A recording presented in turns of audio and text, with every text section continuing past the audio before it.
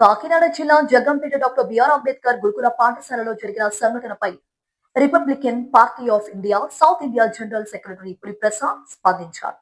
ఈ సందర్భంగా మీడియాతో ఆయన మాట్లాడుతూ జగ్గంపేట అంబేద్కర్ గురుకుల పాఠశాలలో భవనం పైనుంచి అమ్మాయి పడిపోయి కాళ్ళు నడుము విరిగిపోవడంపై పూర్తి స్థాయిలో విచారణ జరిపించి కుటుంబానికి తగిన న్యాయం జరిపించాలని డిమాండ్ చేశారు. నా పేరు పులి ప్రసాద్. నేను Republican party south India general సెక్రటరీని. ఈరోజు జగ్గంపేట గురుకుల పాఠశాలలో నవంబర్ 14వ తేదీన చిల్డ్రన్స్ డే సందర్భంగా బ్లెస్సీ అనేటువంటి ఒక అమ్మాయి మేడపై నుంచి పడిపోయిందని చెప్పేసి కాకినాడ గవర్నమెంట్ హాస్పిటల్లో వైద్యం జరుగుతున్నది. అమ్మాయికి వెన్నుపూస చిట్లిందని, అలాగే కాళ్ళు కూడా చిట్లి అని చెప్పేసి చెప్పడం జరిగింది.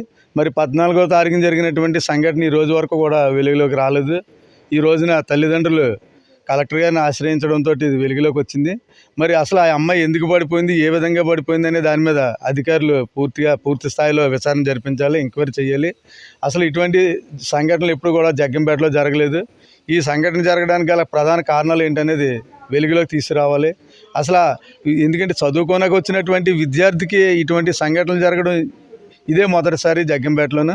మరి ఈ సంఘటన వెనకాల జరిగినటువంటి పరిస్థితులు ఏంటనేది పూర్తి స్థాయిలో అధికారులు విచారణ జరిపించాలి తప్పించి ఏదో తూతు మంత్రంగా విచారణ జరిపేసి ఈ సంఘటన పక్కకు తోసేసే విధంగా ఉండకుండా ఎవరైతే ఉన్నారో వాళ్ళపై చర్యలు తీసుకునే విధంగా ఈ ఎంక్వైరీ జరగాలని చెప్పేసి రిపబ్లికన్ పార్టీ ఆఫ్ ఇండియా తరఫున నేను డిమాండ్ చేస్తూ ఉన్నాను.